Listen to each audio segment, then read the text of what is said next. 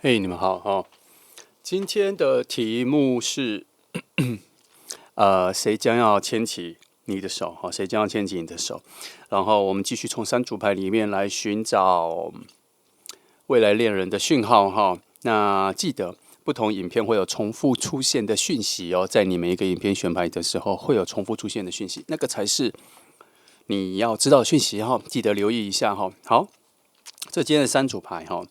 分别是天使、空白跟恶魔。这个是恋人牌，但为什么说天使？因为其实在整个塔罗的旅程里面，哈，恋人牌其实是天使所创造出来的两个角色。那这也是恶魔两个角色，不是创造了哈，所影响的两个角色。你看，其实它是一样的，它是一个旅程的变化。哦，你可以做选择，看你的内在比较投射于天使还是恶魔。好，那如果都没有，你可以选空白，投射你自己的心境。就这样，好，那我想你们选好了，我们就开始了。好，那我们就从选择第1号天使牌的朋友开始哈。好，来，我今天会有一点点小改变我的翻牌方式哈。我大概每1个月吧，每几周就会换一下哦，牌阵方式，来看看有没有不同的讯息角度哈，讯息角度来翻给你们看。来。好，我一样哈，先把这个牌先翻出来。好，好，来，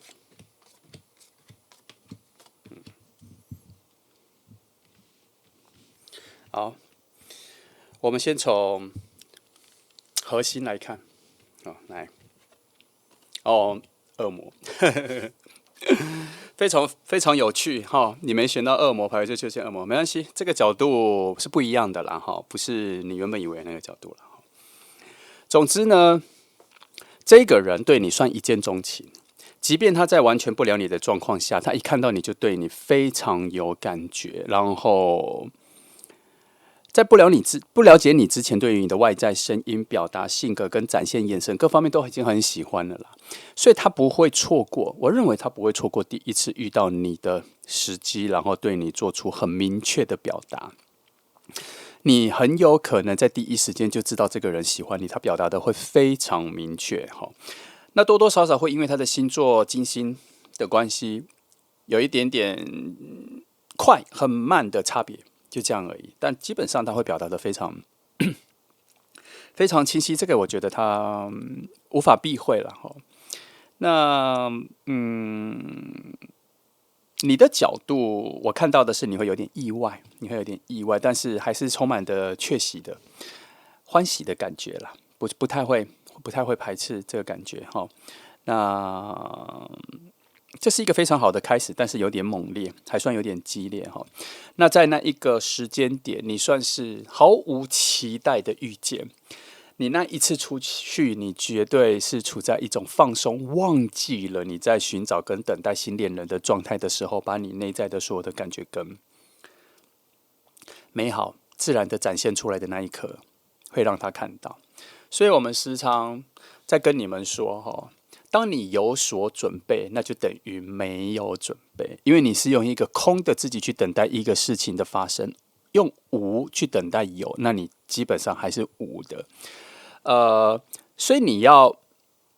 处在一种不期待的状态，就表示你心里是有的，你充满了自己，你对自己是满足的。那个时候，你内在的所有性质特色好的东西才会绽放出来，才容易被看到嘛。它就不是从一个无的状态出现，然后就什么都看不到，什么都没有，别人看你就是一个 empty， 什么空的、空洞的。所以记得，这个无关于大家常说的爱自己。我的角度是，你要有自己，先要有自己比较重要哈。爱不爱看人的个性啦，哈，看对自己的要求了。但是你要时常觉得有自己，有自己的感觉，有自己的想法，听自己在说话，听自己在做事，无时无刻都是自己先陪着自己，好，不是放着一个空的自己等别人来陪，好。所以在这个当下，你遇到他的时候，我觉得你那一个状况是非常自然的、宜人的，然后非常舒适，看起来非常让人感觉舒适、舒坦，然后他看到你的时候有一种如沐春风的感觉，所以你很多的魅力都会持续的吸引他。好，这个点先看到了，我们来看，先看这里哈，然后我先把这2张先翻出来压。好，来，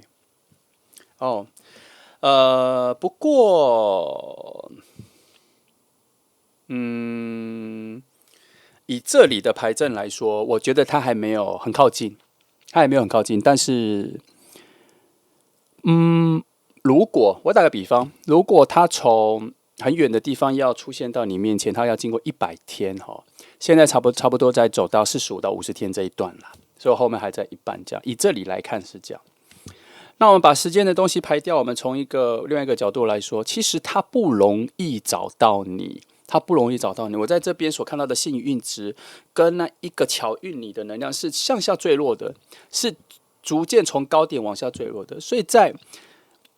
没有外力的帮忙下，其实它是不容易找到你的哦。所以它出现在你面前的时候，才会有一个非常惊讶的状态。那它为什么不容易找到你？因为他心里所期待的那个样貌，跟他想遇见的那个人，本来的预设里不是你，所以你出现的时候，那一种绽放的感觉，让他非常惊喜、惊讶了。哈，小可惜，小可惜，他现在还没有那么快出现。我们等下一组牌看看有没有把距离拉近哈。因为这组牌讲的是比较时间长河啦。哦，我只是有说会把它拉近一点，我觉得它还没靠近。可是如果以一个更宽广的宏观的角度来说，那它的定义是它从很远的地方来啦，然后它其实就是我刚说的，它不容易找到你哦，不容易找到你。整个如果以题目来说，它有多幸运可以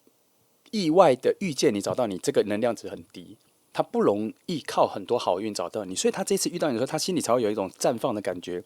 才发现自己眼前出现了一个让他着迷的人啦。好，这里的状态是这样。来，我在犹豫要往哪个方向翻哦？好吧，现在，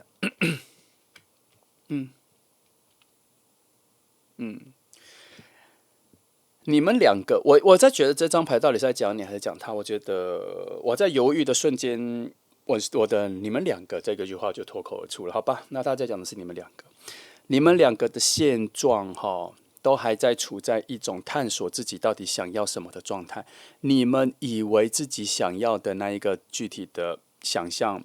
你以为你想要跟什么人在一起，你需要什么人在一起，现在在牌面的角度来说，还不够具体，还不够深入，还没有想清楚。所以才会造成他遇到你的时候，瞬间会有一种原来这才是我想要的那个状态。其实，如果以能量对齐来说，你也是哦。你甚至在他跟你表达他喜欢你的时候，然后你心里有感觉的时候，你也会有一种感觉，就是说我怎么会对他有感觉？所以他也是一个非常意外的人的出现哦。所以合理啦。命运之人这边所谓的不容易的遇见。它的能量的诠释大概就是这样啦，因为你们本来不在自己的，你们不在彼此的视野里面哦，你们本来是不在彼此的视野里面的哦。好，果然你们遇见是不容易的，没有指引你们的心，那一颗心是暗掉的，内在的直觉要走的方向其实没有会出现你们彼此的，看来是有急速。坠落的好运能量，在最后一个关头把它拉到你面前了，差不多是这样哈。来，果然走得很远，走得很远，这个位置已经是最远的角度，他真的是走了很远哈，拥有了经历过了非常多的好运气，才走到你面前，不容易啦。所以这一次的遇见对他来讲是很珍惜、很珍贵的哈。好，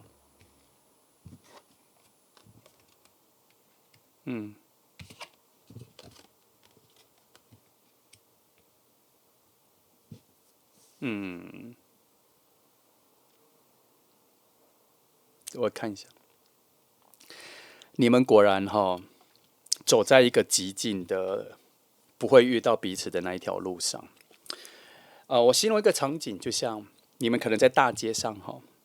车水马龙的路上，跟朋友在那边去看了很多店，去逛街这样子。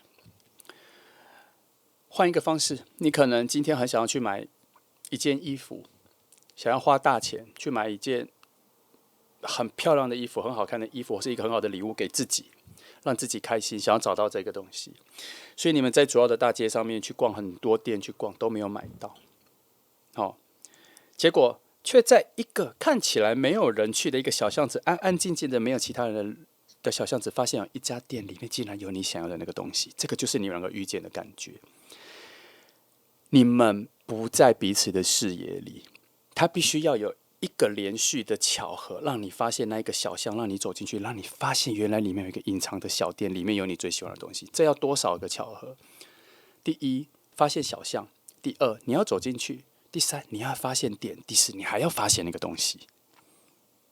很多的巧合让你们在一个极静的状态里面遇见。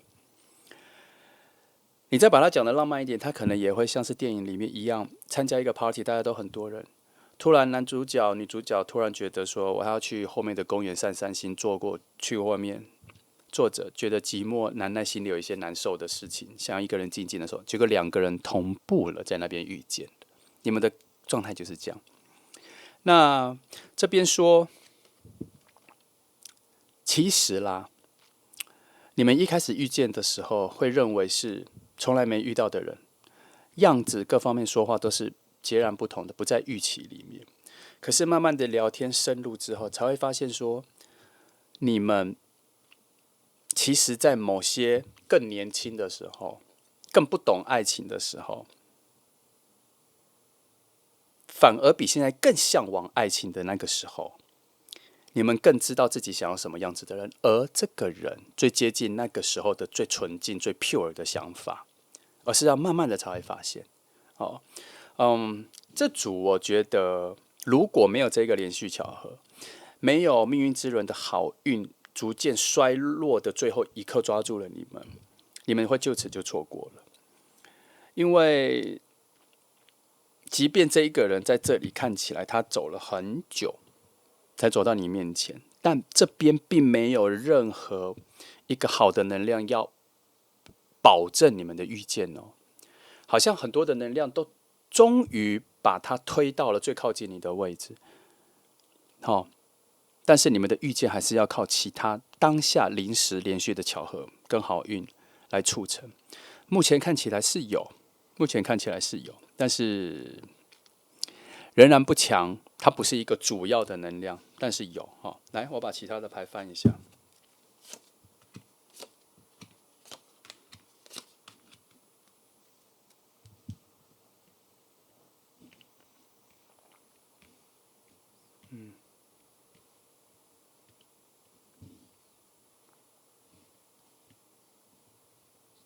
我看一下，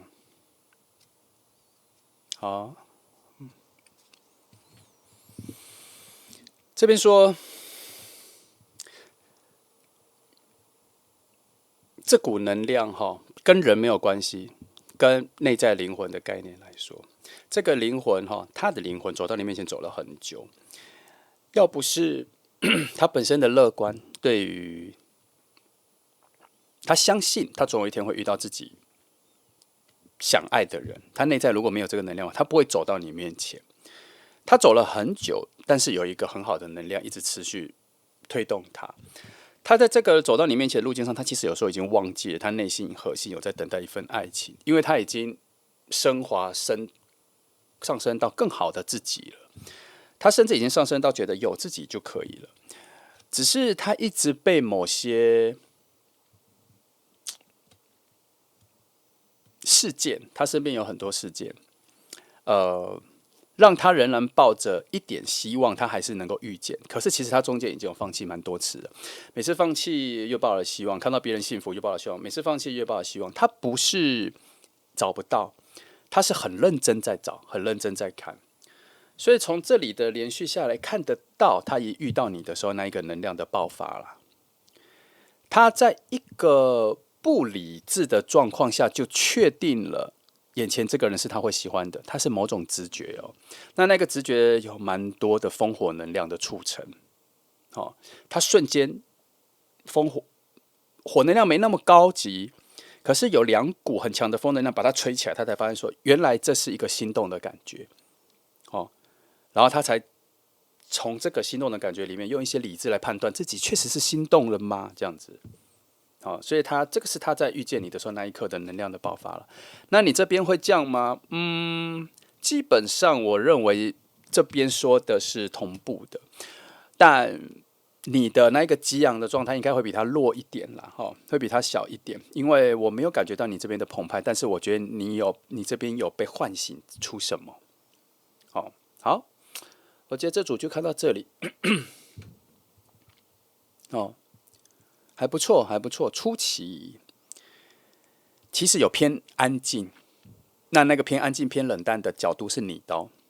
因为你会处在一个错愕，而他是处在惊喜，好吗？因为他的某些表现跟动作有点太快了，有点太节奏很快你有点初期接不住好，来，我们来看后面，当下接不住了，不是初期，其实就是当认识他那一个瞬间接不住，因为他似乎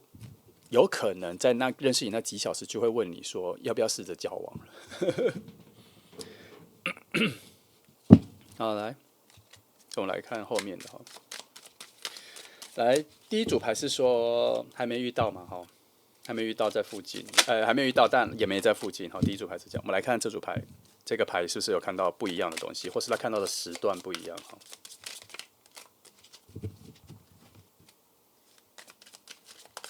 好，这里出来了，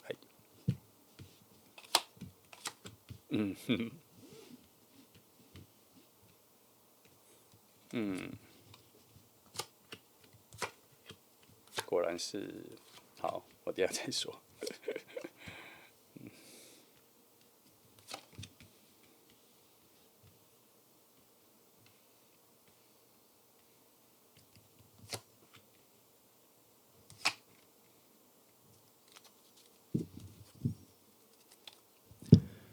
我先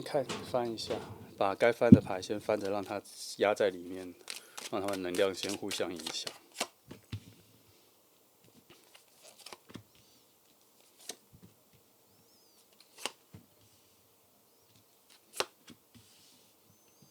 先这些就好。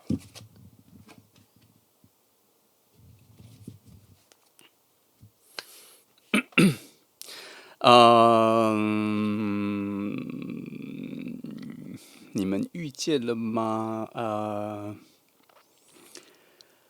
目前只看到会让你们遇见的路，有在你们视野之外已经铺好了，你们会不知不觉就走到了某一个人际关系之后，那一条让你们遇见的那一条路，你们两个才会同时踩上去那个路径那现在来说，那一个路径，跟那些事件还没有整合，还在零散的发生，所以你们两个其实还没有对齐，还没有走到要相遇的那个路径上确实还是在比较远的位置，因为你们两个的如果要以能量在比较高空的范围里面看到彼此去做连接的话，那个能量还算太细小了，太小了，无法确定加上近期，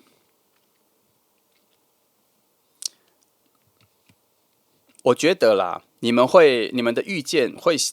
起手式是会先有共同的朋友，那现在那一个共同的朋友这一个人，他现在还没有很密集的去认识到你们，他现在还在自己的世界，还在处理自己的事情那他会迟到，他会远道而来，所以他现在还没出现，所以很符合第一组牌，就是1到100，现在只走到55到60，45到50，还没走到一半，因为他确实有一个人或是他会带领你们进入比较接近的人际关系里面。其实不用进入到什么人际关系里面啦，就你们两个只要认识到他之后，他就会用很多的邀约或什么约会什么的，似有似无的提到彼此，然后后来还会再见面，他有一个流程啦。这个本来就是很合理的，只是以现况来说，他到现在还没有非常认识你们两个，因为他还在自己的事情，他还在自己的感情世界或什么。可是这边看得到一个很特别的一个小东西，就是他认识你们两个的时候，应该是他的人生在比较低谷或是失恋、感情比较受挫的状态里面的时候，意外的认识到你们，或是比较密集的跟你们两个聊天，最后把你们两个的距离拉近了。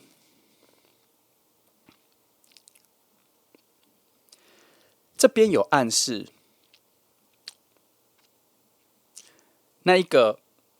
我刚刚说你们必须要在最靠近的时候有一些连续的巧合才会遇见嘛，哈，那一个连续的巧合是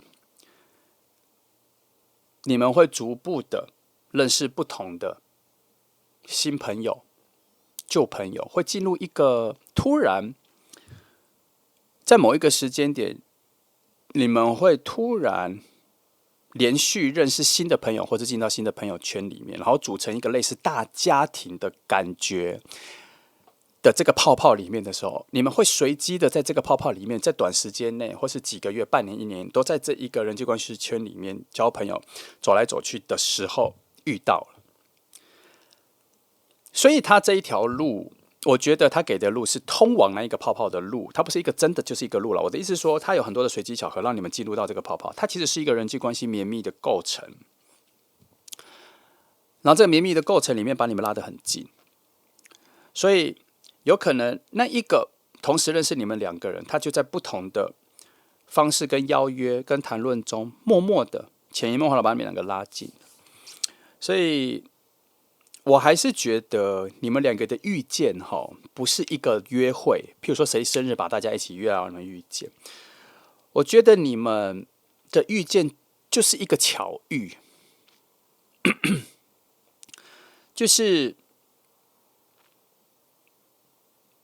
你们的共同朋友的那一个朋友圈，不小心遇到了他，不小心遇到了你，或是你在里面的时候不小心遇到了他，是这种巧遇。我觉得它不是一个大事件把你们两个约在一起，然后互相介绍，不是这个。这组很，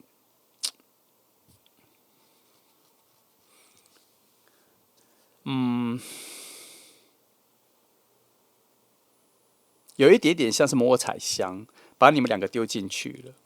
然后终究会把你们两个抽出来，差不多是这个感觉。它没有那个直通的路有很像迷宫，很像迷宫。你们就在这个交友圈里面，在这个迷宫里面，有时候走到这，有时候走到这，有时候走到这，有时候走到这，不知道彼此在这个迷宫走，但是遇到的时候会很惊讶，说你是谁？你也在这迷宫里很久了吗？会有这样子的状态。这一题比较特别，很特别所以我才在前一组才说他走了很久了，他真的走了蛮久了。那这是基本的，可是还有一条线有出现，那这条线会走比较不随机，反而是反正就是有另外一条线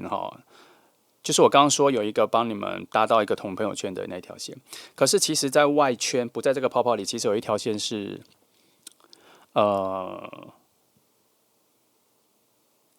一个老的朋友，一个老的同学，旧的回忆，很久没见，十几20年没见的人，他会回来出现，然后他身上有一个很特别的好能量，你一直跟着他他这个好能量好像也会把他吸引的比较靠近。那这一股能量，我觉得它比较偏向于，他可能会有一个觉醒，发现你跟这个人应该要认识。这个能量也有出现，但是它很深很下面。他必须要突然想到你们两个可以认识这一件事情比较稀罕，但是有那个能量在。但是还需要再跑一下，它不是立即要发生啦。所以目前看起来就是有这两条线，也没有觉得哪一条线比较快比较慢，可是就是同时会有这两个可能性，只是看谁会先发生。然后再看远一点，你会发现，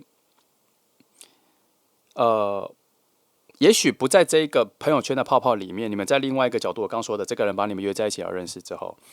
然后你们才会发现说，哦，原来你也认识他哦，这样你们会发现说，其实你们认识的人有很多的交集，你们会慢慢的发现说，其实你们的朋友圈差不多，你认识的他也认识，只是都没有同时出来，然后也一直在这一个密集的网络里面错过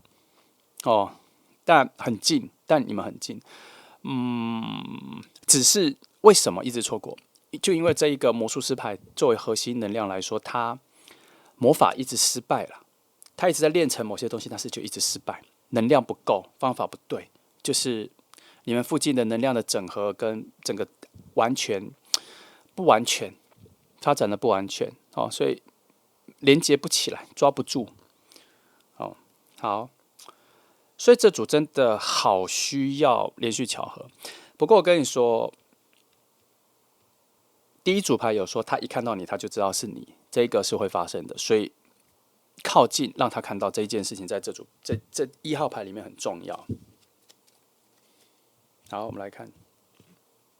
哦，真的没有直接帮你们打开的门呢，你们真的是要靠随机的巧合。虽然这世界牌，可是它这个门是关上的哈。哇，你们之间也没有很强烈的能量，工作上也没有路径哈，都没有。未来，没有这个路径哈。我先说你们，你们工作上应该是完全不一样工作的人，然后工作上无法互相帮忙哈。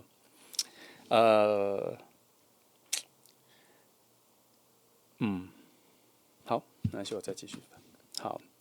看得到一点，看到一些生活可以，你们可以生活在一起，生活的方式各方面都可以。好，来，你看一些寻找彼此的能量都好弱，就连灵魂的角度都说，你们其实，在整个灵魂的宇宙来说，其实不太看得到彼此啦，不太看得到彼此哦。所以在原则上来说，好像原本设定好没有要让你们找到，或是没有必要找到。可是以第一组牌跟第二组牌来说，它的出现我觉得是峰回路转的出现在你面前。可是它的起始点一开始是离你非常远的，所以真的是不小心的走到你面前，然后出现了啦。哦，这边能量这边都说了2、3次了，我把这些翻一下。最好的遇见方式就是跟朋友出去哦，这边说了最好的遇见方式，那个是最好的起义点。哦，2个遇见这一件事情，如果当成是奇迹来说的话，那个是最好的时间点，就是跟朋友出去的时候才有。你们独自的状态是没有，因为果然还是要依赖朋友圈的一个能量的联系啦。那，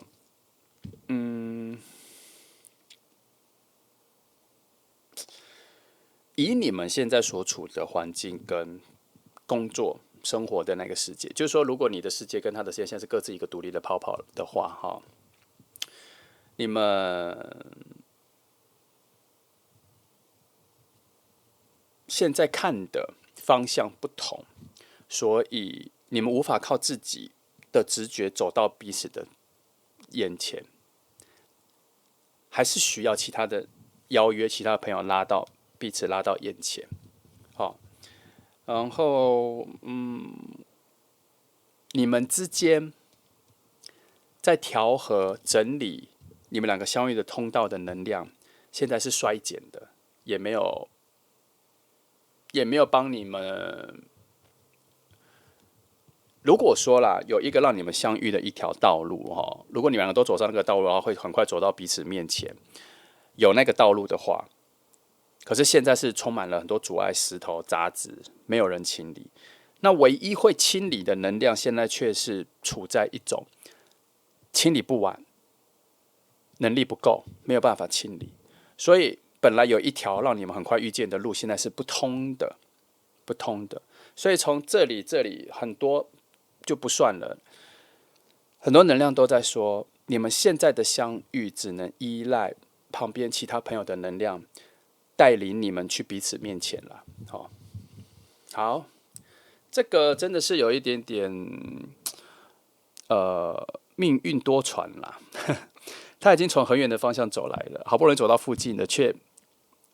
没有很好走的路，需要让别人帮你们两个的遇见开路。好吧。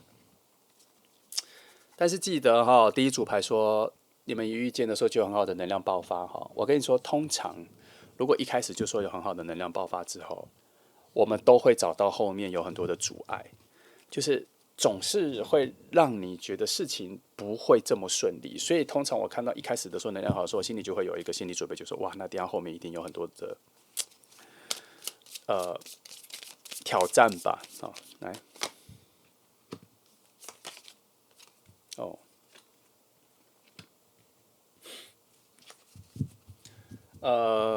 这里说你们的原本的位置本来就是两个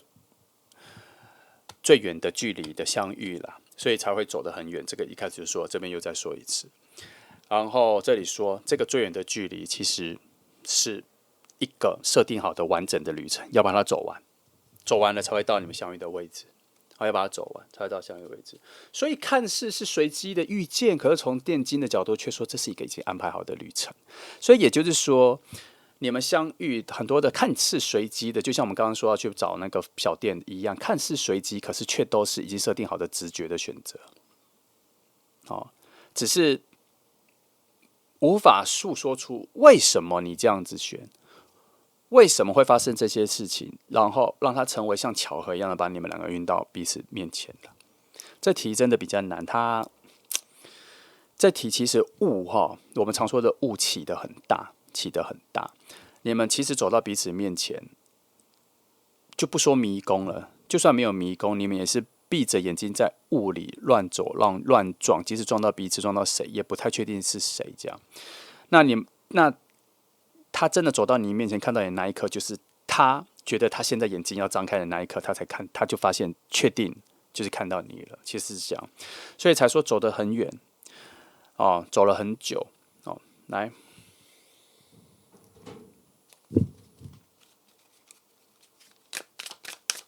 再翻一些基本的就可以了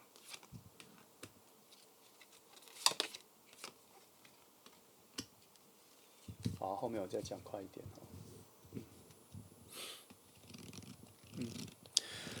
能量上现在你们附近的能量啦，决定了你们能量上现在还在整理中，都还在整理中，所以近期还不会遇到。来再看一下。这里，这里我再看一下有没有别的契机点年底，年底或是年度交换，跨年前后左右的时候，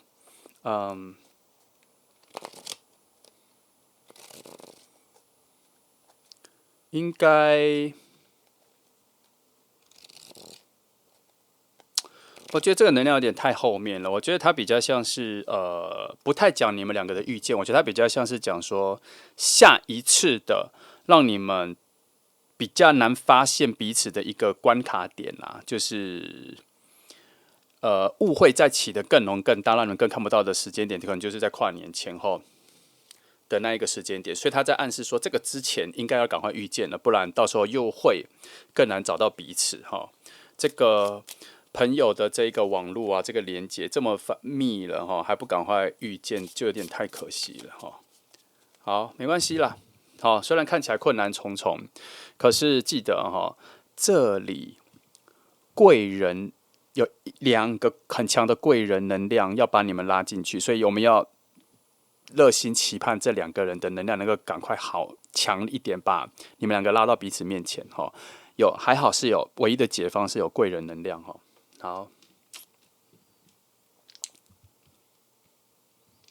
来看一下。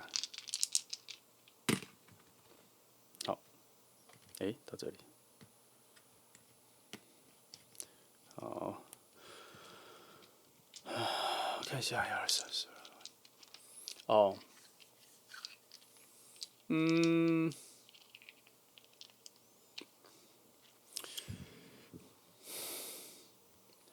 这边说了一个事情很特别，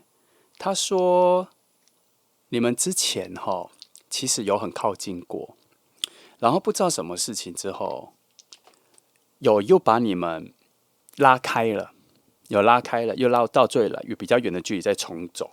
新走来。所以他这一次的靠近不是第一次靠近哦，他之前就有很靠近过这边是这么说的，来，再看这样，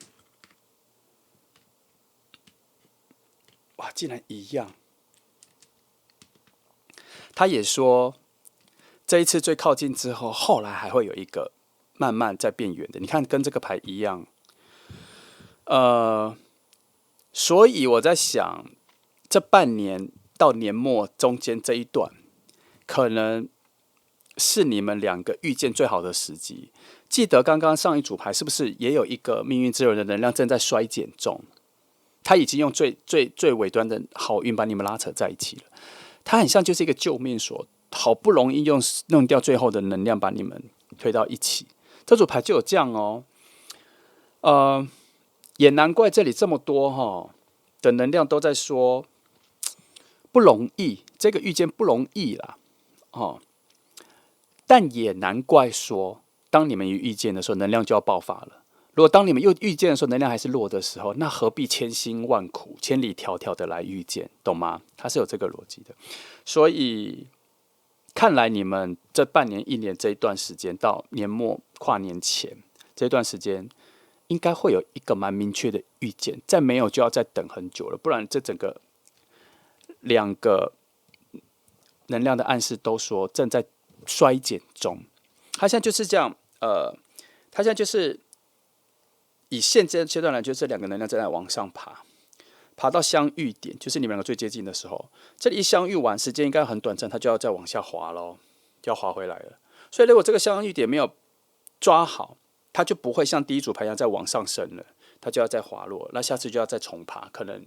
又要再隔一阵子。而这也有讲说，这已经不是第一次靠近了之前已经有靠近过一次了，所以要再把握一次这一次的机会。好，那就这样吧。那整个能量的分析就到这里了。第一组讲很多，因为这组很难讲好，那你体会一下期待一下时间点各方面期待一下，这一个是一个对你非常心动的人将要出现我们乐观期待好，谢谢你来听祝福你。好，接下来我们来看2号牌的朋友，很特别这个空白卡我不会觉得它是一个镜子，我觉得它很像哈利波特的那个霍格华兹的地图，会浮现出脚印它会浮现出你的心境，跟浮现出你要看到的图这样，但我不觉得它是镜子。好，那今天的题目是谁将要牵起你的手那我们来把这个人找出来看他现在的位置，离你远近，或是跟你的关系如何来，好，来看一下这个能量上的分布。好，我们先放。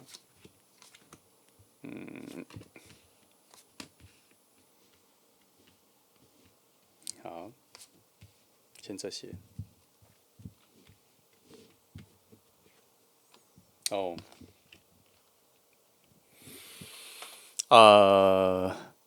你们遇见的时候会有一股不知所措的感觉。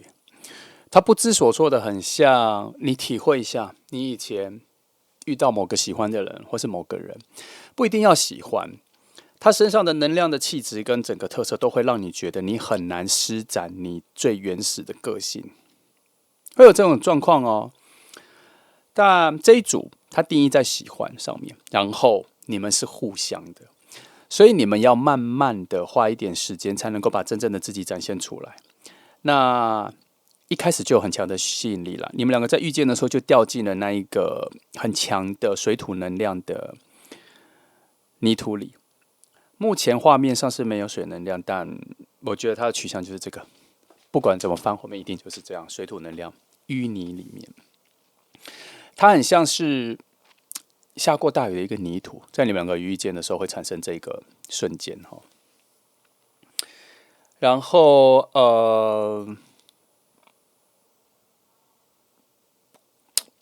你们对彼此的探索跟好奇很强，你们会卡在一个，你们的语言也不通，不是说一个英语一个国语不是这种语言，是你们的对话造句模组比较不通，比较搭不起来，一开始就会有一个很强烈的卡卡的感觉。可是中间又弥漫着，又穿插着许多有趣跟好奇，会觉得跟这个人好像相处起来卡卡的，可是又有很多意外惊喜发生，两个人都有。很有可能在第一次遇见的时候就把联络方式留下来，然后私下在网络上会传讯息聊天，会开玩笑。你们之后会有很多零星的生活里面的约出去见面聊天，这种不会立即恋爱，不会立即交往。你们比较多的状态是比较希望能够见到这个人，常见到这个人。聊天有不有趣不知道，但是就是想要跟这个人多聊天，多待在一起。你要把这定义成喜欢可以，但是它是多面向的。喜欢交到这个朋友，喜欢认识这个人，但他也没有快速的驱使到恋爱的方向哦。来，果然他没有指引这份关系，从一开始遇到的时候就没有被指引到一定要或是立即往爱情的方向走去，没有。那甚至没有方向感，没有想要去的地方，没有想要成为多好的朋友，就只是觉得一开始认识这个人好有趣，想要多见到面。这你们两个都是在某些角度蛮像遇到一个很聊得来的新朋友。那有没有聊到很内心的东西？这边没有看到，只有很强的交流频率很高。内心的东西还没有看到。其实，在某一个角度诠释你们这个遇见，他有一点在说，其实你们也不知道你们在干嘛，但是就是想要待在一起。没有想要去实践什么，没有，也有点不太知道自己喜欢什么，而喜欢跟这个人在一起。初期是这样两个人很特别，这组牌很特别啦，我很少放到这个方向的好，那从更遥望的、更深层的、更神秘的宇宙的角度说，次元更高的角度说，这组你们这组是要往爱情的方向走，没错。可是爱情的能量一直是处在一种很低微的、弱的，但是主轴还是要走到爱情。所以你们两个相处的时候，不会意识到你们是因为很喜欢对方，想要跟对方在一起，恋爱的那个在一起，所以才常常见面。你们内在的驱使不是这个能量，可是其实踩的那一条路上是设定为爱情的路径的，但是很不明确，很隐晦很隐晦，没有要立即让你们知道。你看吧，如果你们现在已经认识了，已经很常约了，用朋友的方式的话，爱情的这个概念，这个想法，现在是处在一种被冰冻、不表现、没有被想到的一个状况。现在是这样，你们更喜欢现在以朋友的方式、好朋友的方式常常见面，很新鲜，很多有趣的事情。从这个角度来说，其实你们为彼此所带来的，并不是一个 twins 或是很类似的人，而是完全不一样的人。然后也不是产生好奇心而是你们本身能量上就很契合。可能是星座上各方面吧，很契合可能金星很像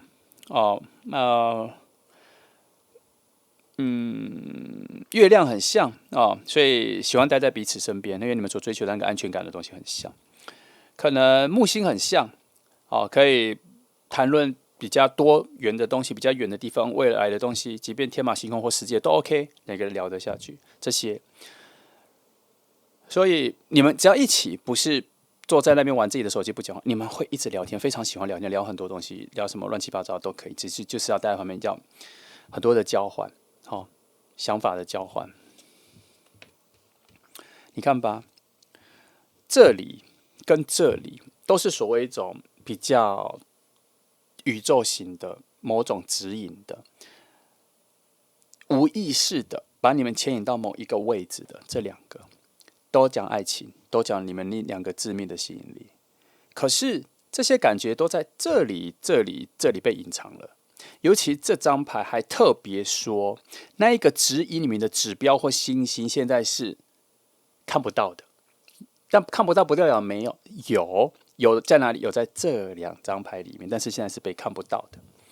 所以你们是默默的走到要变成爱情的路径上哦。可是前期你们会一直以为你们是朋友，变成好朋友这样哈。来，慢慢就有了哦。好，这2张牌讲的能量，对于爱情的向往，对于爱情的实践来说，这2张牌说，慢慢就会走到了，不要急，慢慢就会走到了，而且你们也不急，你们的概念上也不急，主要是说你们不是说对爱情不急，而是对这一个人没有要急着成为爱情。好，那我先说，通常我们第一组牌讲的是一个比较大的时段的哦，它可能有包含了你们已经认识之后的一个状态了哈，所以我在讲的是说，等到真的你们认识了之后，你们的那一个默契会让你们没有急着要直接走到爱情这个状态里，但它不是一个决定，它只是你们2个感觉上的默契。但是等到要不要在一起这个主题跟这个提问跑出来的时候，我跟你说，你们才会惊觉到说，其实你们已经很像在一起了，其实你们可以在一起了，其实你们应该要在一起了，只是以初期遇到的时候，可能没有别人提问，或是你们没有特别感觉到，你们就只是很单纯的喜欢见到这个人，喜欢跟这个人出去，喜欢跟这个人聊天讲话，这样子，只有到这样而已哦。你们自己的意识里面是这样，哦，那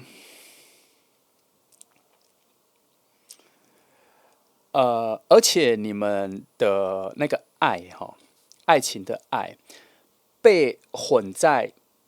朋友的爱、家人的爱、对世界的爱很多种爱里面，所以它并不是一个被专注在爱情的爱里面的一个关系，所以才会被你们忽略掉。然后你们要走进新的关系，尤其要走进恋爱关系的时候，他必须要理智全开，用决定的，而不是用感觉的。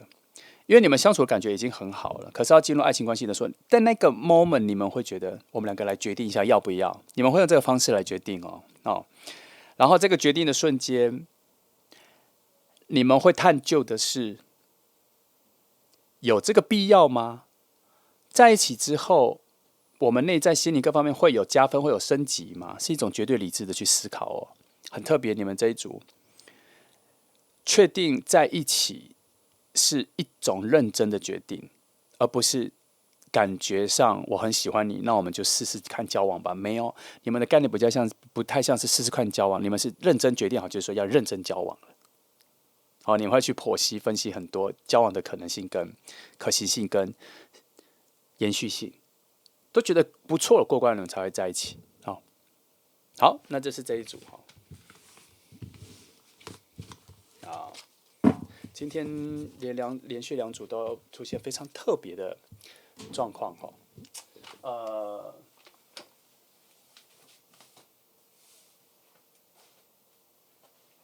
我是觉得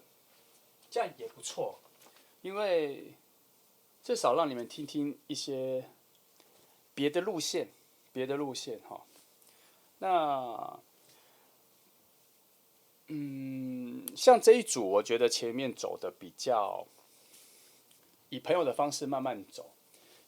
我会先大概预测后面的牌应该会有一些重要的事件点，立刻让你们2个的感觉翻转。那如果没有，他就会照刚刚所谓的高度理性的判断来去决定要不要在一起。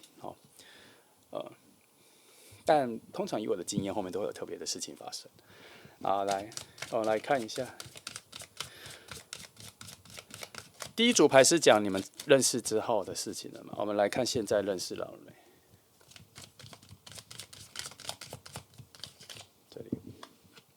好，果然跟第一组很类似哈。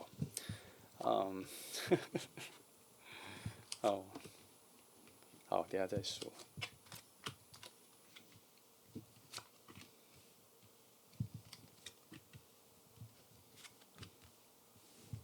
哎呦，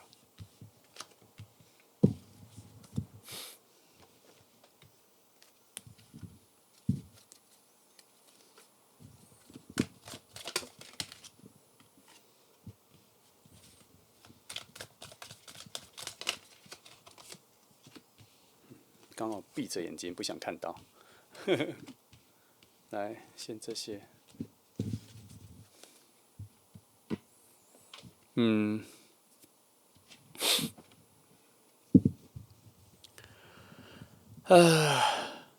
你们已经是朋友了耶，而且已经有不错的交流跟交谈喽。好，感情有越来越好哦。只是我先说一件事，你们最近可能接下来会有一件事情，或是有什么，你们会先远离彼此一阵子，会有，或是他现在已经先远离你一阵子了。哦，你们已经认识了，还蛮好的一阵子，然后你们内在心灵各方面的交流有哦，有交换过一些心情哦，你们感情的升温速度偏慢，但是一直有新的活力出来，而且有相信彼此可以做很久的朋友，至少这个基本点有。但是，确实可能会因为有某些工作的关系，你们两个会先分开一阵子。好像快要分开了，或是先离开一阵子哈，好像已经离开了。所以现在你们是处在没有约出去的一个状况，但之前好像还蛮常见面的哈。你感觉一下是谁？这边讲的还蛮明确的，讯息很清晰哦，没有什么。而且你们生活中还蛮常约出来的，跟第一组牌完全类似诶。土能量很稳定，然后你们两个只要相处在一起，就觉得很舒坦、很舒适、很自在。但还是一件事，你们完全背对了爱情的能量，跟爱情的这个想法，跟第一组牌一样，完全背对了。哦，这个背对跟这个离开，思考到有没有爱情的可能，这个感觉要好一阵子之后，才会有爱情的感觉吗？现在这里没有看到，现在只有先远离哈。来，我来看一下，我先把这里翻好了。的确，你看，两个人感受到爱情的那个爱能量是没有出现的，是朦胧的，是反过来的。好奇妙的一组哦，你们两个相处感觉很好，却从来没有想过要恋爱或是成为恋人呢。哦，你们就算只是现在哦，你们情感上的寄托跟诉说，是可以对着对方说的，对方接得住，也能够感受你。所以从这边看得出来，以朋友的角度来说，你们是做的蛮好的，彼此的一种知心好友，这个东西有哈。但是即便你们有高度的默契、高度的友好，都还是被局限在好朋友，最多就只有目前只有先到心灵伴侣而已哈。不是心灵伴侣，知心好友，知心好友。哦，好，这里说以灵魂的角度来说，你们需要在生活中挖掘情感啦。你们本来灵魂的合适程度就是两个可以生活在一起的灵魂，这样哦，很朴实、很简单就可以生活在一起了。对彼此生活在一起不会什么压力，生活会有很多的小确幸的生活在一起，小生活哈这样子的方式。爱情的能量确实会比较慢出现，而且都是一滴一滴慢慢的出现，都不是澎湃的。所以这组到最后要有感觉到爱情，哇，要从生活中激发出来、研发出来。好，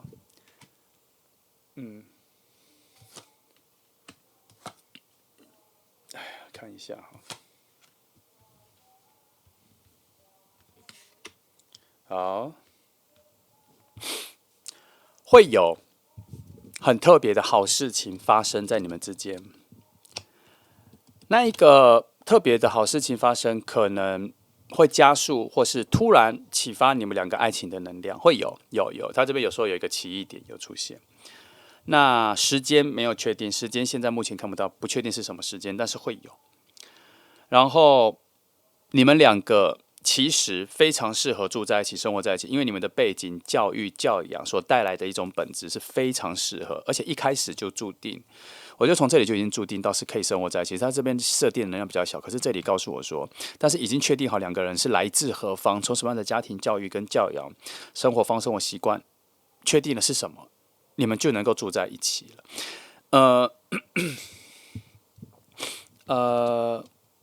你们之间感情会突然变好，或是突然转到爱情，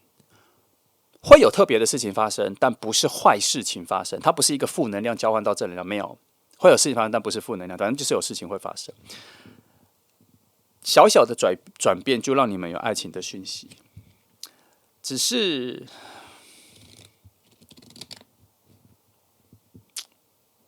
这组是非常明确的选爱情跟选生活，一开始就是选生活。你们会想要两个人好好的生活在一起的那种感觉，从朋友到知心好友，慢慢变成恋人。你们有一天会突然发现说，其实我们可以住在一起。我觉得大致上是这样。其实你们的很奇妙啦哈。如果一定要用一些比较简单的话来说的话，就是你会从日久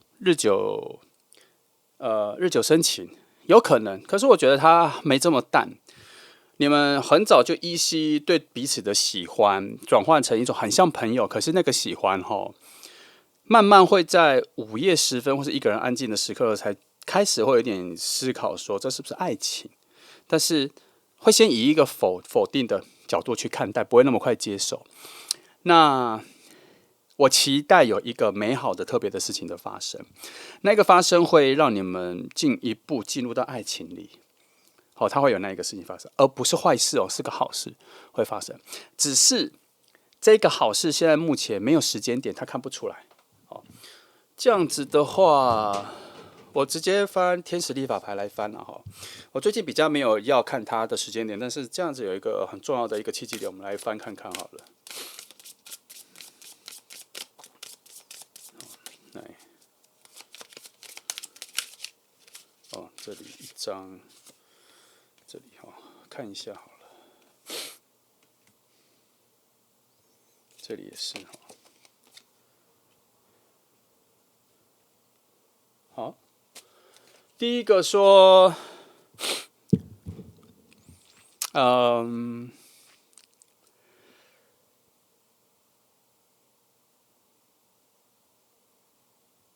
金牛座，不是。牡羊座开始要生日的时候，那一件好事情的故事线就开始发展了。那一件会把你们两个拉进比较偏向爱情那个方向的那个故事线就开始发展了。那接下来要一路往下，可能就要到双子座生日的前后后的时候，那个变数就要出现了。可是那个变数并不是要发生的，那个变数就是关键的事情发生了，然后能量就会发展到准备直接进入到你们两个身上了。你懂我那个逻辑吗？它原本是有自己的故事线发生了，可是还没有影响到你们。然后大概过了2-3个月之后，这件事情的演化演变就会开始要影响到你们两个身上了。然后它逐渐变成是拉近你们两个关系的好事。什么事不知道，但是它有这一条线在走那你要期待一下来看一下定义你们两个关系的东西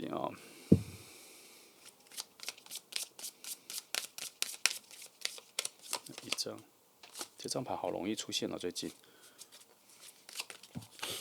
来，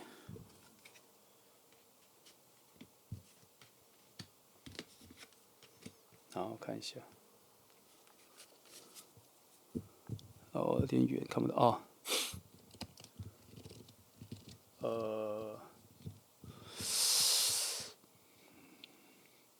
你们这组没办法靠完全的直觉来发掘彼此的心意。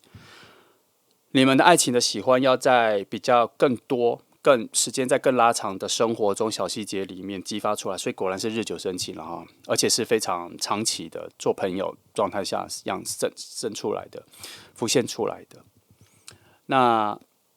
这边有说，当只要一丝丝的爱情的能量出来之后，它就会直接创造出一种全新的感情了。你们那一丝丝的有人想到这一个是否是爱情的时候，看对方彼此眼神不一样之后，那个水能量就会不会是爆发出来的，它会以一种全新的水的能量、全新的活力在你们之间展现出来。那个时候应该就已经有一点点，或是很强大的驱使你们往爱情的方向去思考了，好吗？哈，这边有说，所以这个契机点看来是你们目前最可以依赖的一个事件点，不然它就会更慢慢的走到日久生情了哈。但也没有不好啦，但毕竟这个方向看起来是注定下来的。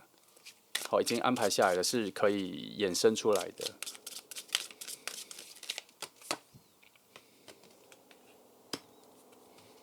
好，看一下这里，15、6，慢慢期待，慢慢期待，快要两张牌都说快要有了，快要有了。好，我就不解释里面内容，两张牌都说快要有了，爱情这条路快要有了。哈，那这两张牌的强弱不同，一个很强，一个很弱。但是一个有，两个都说都快要有了哈。好，我把这结论告诉你就好了。好，来，我们来看一下其他的。好，来，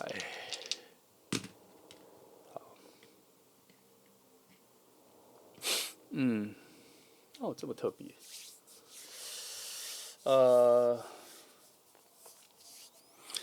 这里也是说快要挖掘出来了，快挖掘出来，再走一阵子，再走一阵子哈，已经往你们两个情感的深度的位置去挖掘了。好，来，其实我先说哈，他这里说的已经往你们两个情感的深度去挖掘，不是最近哦，是从一开始遇到的时候就已经在往那边挖了哦。可是挖的时间蛮长的哈，因为这组牌有隐士牌的暗示，它需要一个长时间的挖掘，慢慢的去探讨到里面核心价值，发现那是爱情的价值之后，它就会爆发出来了。这个从一开始你们认识的时候就出现了。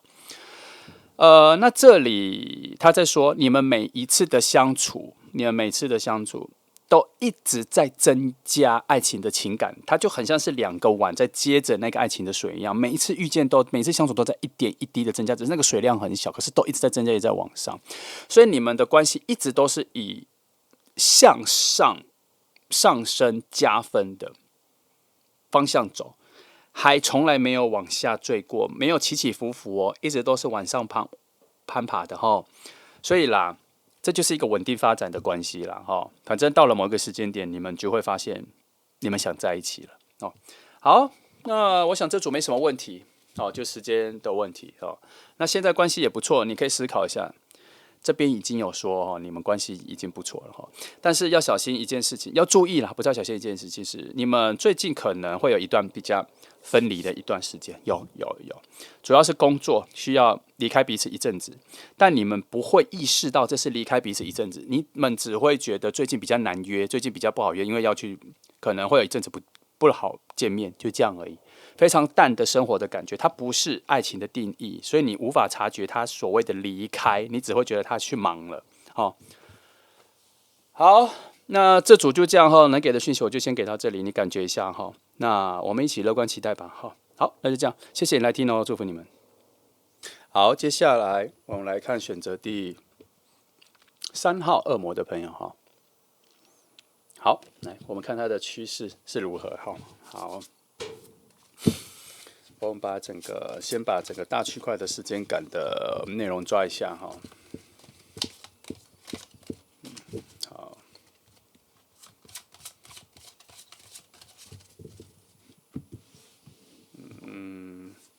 这里，这里，这里，这里，这里，好，看一下，来。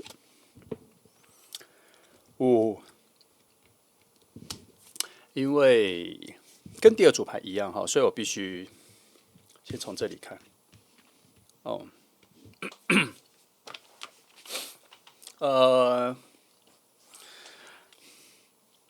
你们的相遇不容易哦，你们的相遇不容易。哦，他从很远的地方奔波到你这个区域，你的这个世界泡泡里面，哈，果然，他转换了很多，他原本的生活、工作各方面，他转换了很多才来的哦。所以对他来讲，他是在他的新的世界、新的挑战、新的人生里面遇见新的你。而且他这个奔波跟这个走远、这个转换是很辛苦的，所以他应该是算是从一个比较低的低潮里面往上，下定决心要重新开始，或是要做一个全新的挑战。好，他是否是觉得自己的不足而做改变，还是不知道？这边没有说。但是他遇见你的时候，对他的人生来讲，正是全新的挑战，一个最难的位置的起点，很多都从零开始。所以你的出现对他来讲是一个有牺牲概念跟有追求概念的出现。虽然你们还没有确定关系，可是他一遇到你，看到你的时候，你的存在给他的启发是，他一定要比他所预想的更好。可能他这个想象是才能拥有你吗？还是觉得把它当成是一种向往，让他的人生变得更好？这个等一下后面才会知道。可是你的出现对他的人生来说是一个强大的激励作用，这个是存在的。哦，那果然是哦，好，只是他还无法看得更远，他对你也需要多花心思去了解。在牌面上所给的暗示是，你对他来讲太不同了，我甚至要说太新颖了。哦，我觉得太不同了是一个很重要的字眼哦。所以他的心各方面都因为你而揪在那里。那我只期望你不要给他更多的困扰，因为他现在是新的人生里。哦，为何我会这么说？因为我不确定后面牌怎么翻，因为我觉得他喜欢你，但你没有一个同步的回馈给他。对你来说，他是一个追求者，对你来说是，所以他要花更多的心力去认识你，去了解你。好，但是以他现在的状况来说，他已经有点辛苦了。但他的辛苦不是说他穷困潦倒或者什么机运不佳，没有。在我这边看起来，这是他在他的人生里面做的一个重新的选择。你知道这个重新的选择有什么？他可能从公司离开，自己开创公司啊，他可能自己开创事业啊，他可能自己去开店啊，这是一种。另外一种是，他可能想去深造，去学念书什么的啊，他在准备中，或是他刚好来到你生活的区域里面，有要他念的学校什么的。还有他可能转换了到一个新公司，更难的公司，但薪水比较好的啊。这里不是说他在一个很差的位置，而是他现在在挑战了他的环境跟他的生存方式是一个比较低能量的范围，他必须要再更激励自己往上冲。我这边没有看到那一个很脆弱跟很弱的负能量啦，反而是他正在平地上要往上攀爬的能量有。只是他在他的世界里，他已经不太知道他未来要面对什么了。加上你的出现，他有选择要更接近你，更了解你。好，所以你对他来讲也是另外一种挑战。来，我看一下这里。哦，好，不过还好，他没有觉得很有压力。这两张牌都诉说，他觉得这是一个长期抗战。认识你，慢慢接近你，跟你变得很好，这是一条比较长的路。他没有要激进，没有要照进，没有要立刻表白。所以照这个方式来看，他现在应该不能说现在啦。如果我们下一组牌翻开来是你们已经认识了，那就表示现在来说，他只想先默默的成为你的朋友，变成好朋友，让你开始在意他就好了，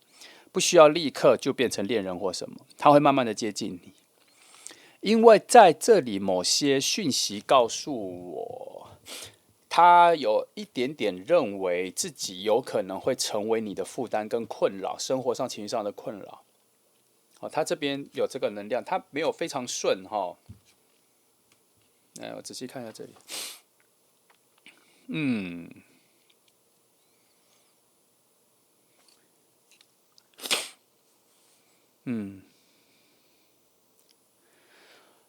不过哦，如果他现在已经是你朋友的话，从上面的能量发现说，其实，在某方面来说，你还蛮需要他的耶。你还蛮需要他的帮助，你还蛮需要他的开导，你还蛮需要他给你一些心灵上的解惑。他对你来说是你的 lucky star，很奇妙哎。所以这组牌在某一些设定来说，他先把自己设定成为你的可以谈心的朋友。哦，这边有哦。但如果以一些精巧的角度来说，这也是他慢慢认识你的方法了。可是你要知道，全部的能量都没有说他要立刻跟你告白或是照进哦，他只觉得现在先跟你这关系就好了哦。主要还是因为他现在也知道他现在分身乏术了，他没有那个能耐去谈一个恋爱啦，时间可能也不允许啦，他就有自知之明哈。那不过有很多好的能量在慢慢的上升，你们相处的经验跟各方面的谈话，感情有慢慢的在上升，但节奏是慢的。但这边说很有可能会发生一个很特别的事情，影响了你们的关系，会有那个事情，而那个事情可能是人生里面的大事，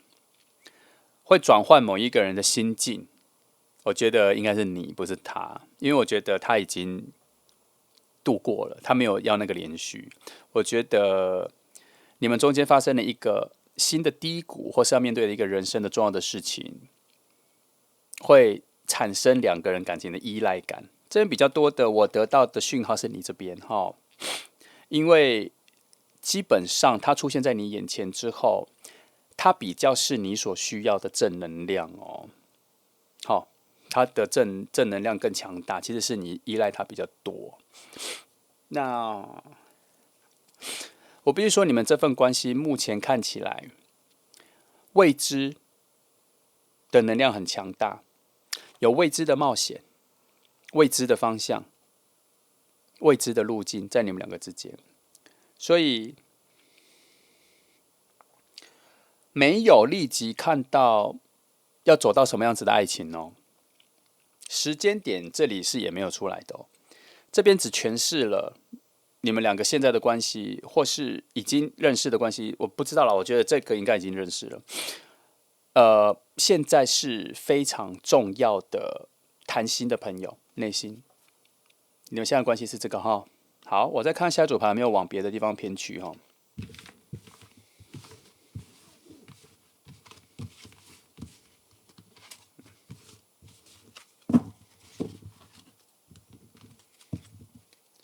来，好，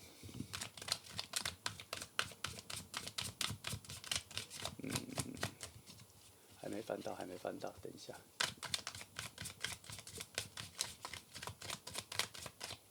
好，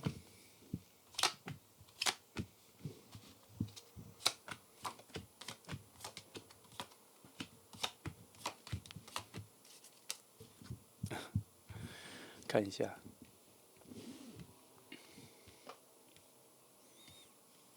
认识了，认识了，认识了，突破万难之后认识了。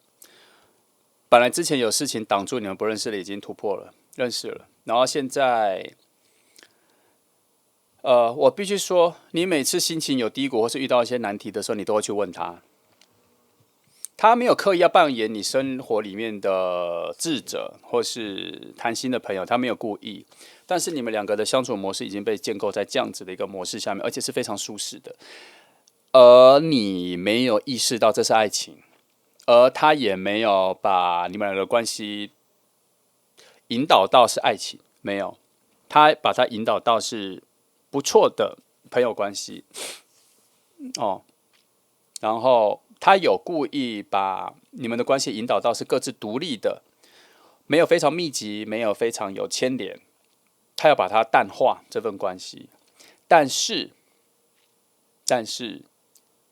他一直都在你附近盘旋，没有离你很远。每次你需要的时候就会靠近，但是是以一种灵魂支持的角度靠近。渐渐的你们会发现，我觉得是你会发现，他在你生活里变成某种依靠，甚至你们如果私下还常常一起约出去逛街、买东西、跟我们逛家具什么的，你会发现说，其实你们很适合住在一起。以物质方面、生活方面的协调性非常高，基本上是非常平衡的，很适合住在一起。土能量非常强，很有秩序，生活在一起很有秩序。即便不是恋人，你们还蛮适合当室友的。哦，那之前你们的关系，不是说之前，我就现在，但是现在还没有意识到这里，现在还在两个人看的视野跟关心的事情还在不同的方向。基本上，你们两个或是你都还没有意识到，你们两个是生活上很契合的。你们现在聊天谈的事情还是比较远的，比较未来的，比较自己人生事业的，比较生活上的困扰的，工作上的困扰的，还没有谈到你们两个人的关系。但你们走的这个路径，往的那个方向，是只能说是对的，但是没有说这个路径是往爱情还是往生活在一起的路径，没有，只是说你们现在两个人相处的方向是对的，这样。然后逐渐的会很想保有这份关系一直下去，甚至没有想过要不要特别去保有这份关系，但现在就一直在这里，觉得不会离开，会有这个想法。现在来说，完全想不到是要成为恋人就对了。哦，因为现在的感觉还不错啊，你其实完全没想到，他也没有要引诱你有这个想法哈。好吧，这边先翻，这个也翻好了，这个我改。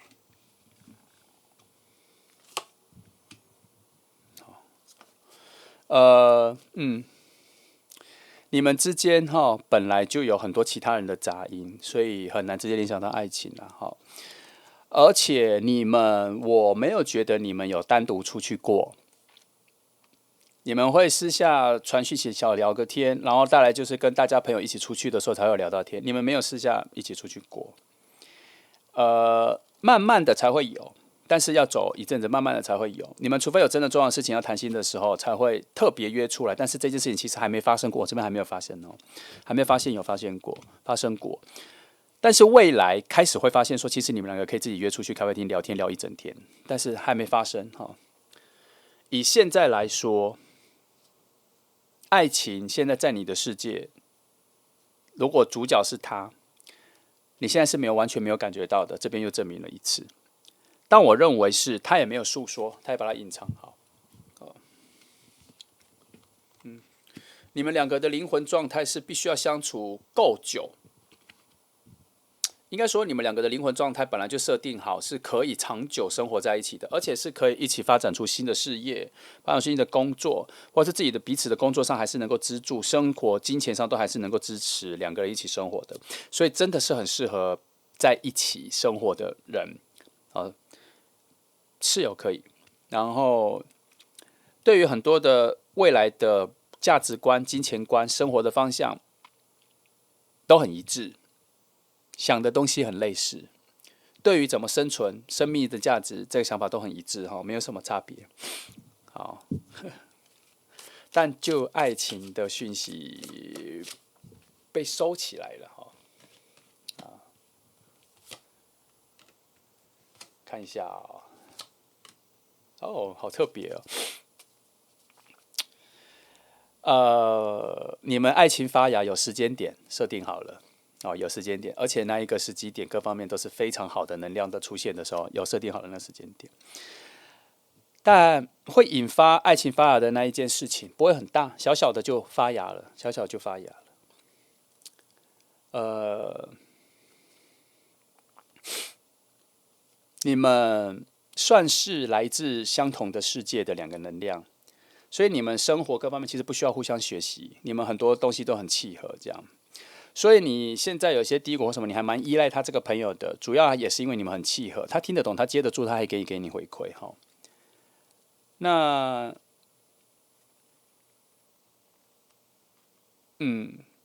你们的关系的某个很明显的阻碍是，你们都在谈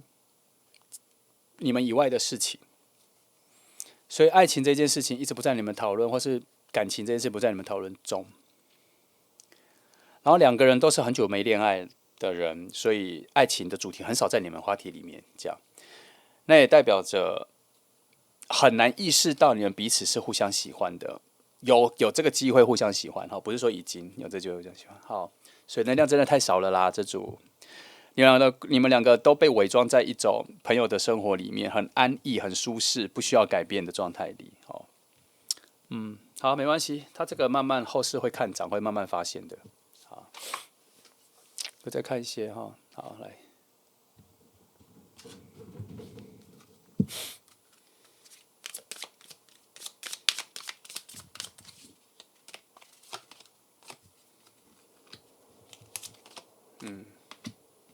看一下。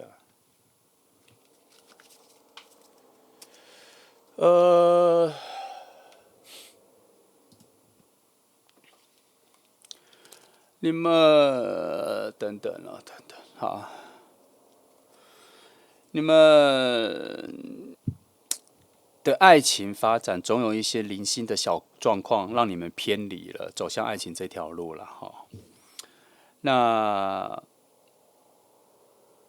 你们的两个思维里面一直处在对爱情不讨论的状况里很久了，很久了。所以第一组牌讲的没有错，你们之间应该会有一个人发生一个很低谷的事情，然后把对彼此的依赖转化成爱情的那个方向，确实是要等待那一件事情。不然以现在这组牌来讲，除了命运之轮说确实是有那一件事情之外，其他牌都没有这样说，其他牌都说你们可以生活在一起，可以住在一起，但是他这个定义并没有说你们可以以爱情的或恋人的方式住在一起。他这边能量只说你们可以住在一起，很适合在一起这样。然后如果要针对爱情这件事情来说，都是处于一种背离跟能量逐渐衰减的状况。那他不是说你们没有爱情啦，只是说这个意识很弱了。好，往爱情这个方向意识很弱，在你们已经固化了，好像开始有点误会，你们两个是不会有爱情的。可是其实你们的契合度极高，你们要觉醒这一件事情是在引导你们往爱情的路径走。他没有定义成你们只是朋友，没有这样定义哦。但是会误打误撞的变成是很好住在一起的室友。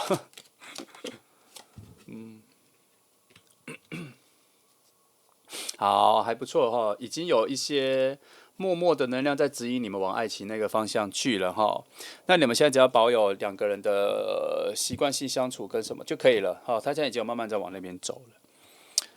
了。好，有其他能量介入了哈，看来有其他的故事先要发生，然后去引导一个特别的事情，可能是这件事情或什么哈。好，来，这组能量蛮淡的哦。就怎么说呢？就你们要走到确定爱情那个点啦，要走很长一段路才走到那里哦。然后明明我跟你说，明明他就知道自己喜欢你，可是他也习惯了让自己像你的好朋友般存在在你旁边哦。然后他也有可能逐渐忘记自己跟你很要好，其实是因为最初是因为喜欢你爱情的喜欢了哈。我觉得他也需要再被唤醒一次，或被叫醒来一次哈。他已经开始也有点忘记了。好，这是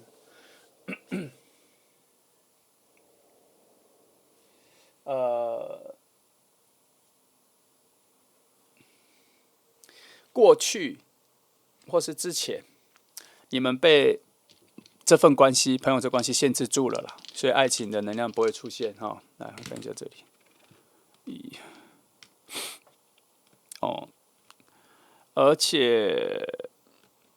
如果再这样下去哈，你们会离爱情的想法越来越远哦。这边有说，所以只能期盼赶快这一个特别的事情赶快爆发出来哈，不然它整个趋势就是会一直在往下掉哦，有点可惜。好，我再想一下这里。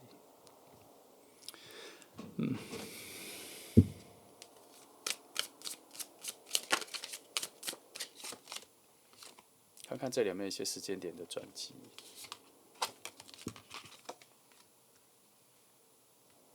哦，这么近，看来在同一个时间点。秋天中期，哦，你们的关系会有一个比较大的转变哈。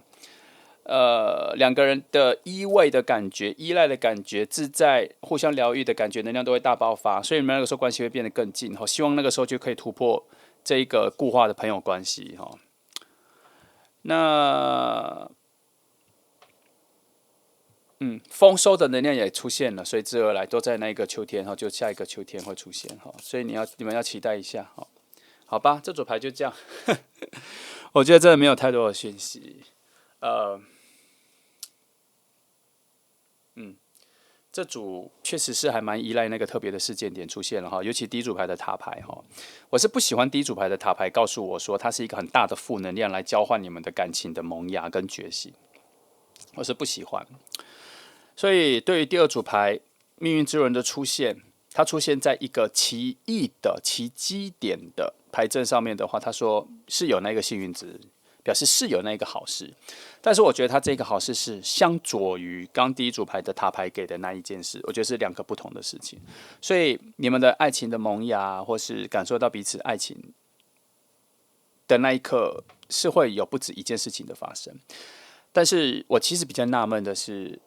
他对你的喜欢很多，他为什么要把它隐藏起来，或是把它诠释成是你的自责？我觉得他心里有某个顾虑，或是我觉得他习惯了，他没有忘记，但他习惯了，他习惯跟你现在是这个关系哈。我打从心底是不希望啦，因为我觉得我希望他赶快转变。还好有我刚刚讲的两个觉醒点会出现，那我们再期待一下哈。因为这两张牌都翻到同一个时间点，这两个时间点哦，前后不到10天的时间点，所以秋天中间应该你们的关系会有一个新的进程。好，那3号牌有被局限在你生活中已经认识的朋友，而且你们是常谈心的朋友，已经被局限在这里，所以他把很多人踢出去了。如果你没有这个人的话，那这一组牌就不算你的。哦，那我也没看到别的路径。那如果你提到现在都是这样子，觉得不是你的，你可以去看1和2号牌啊。今天3组牌都完全不同，你有兴趣可以听看看。讯息故事也都很不一样哈，但是都有一个僵化的状况，就是爱情就在眼前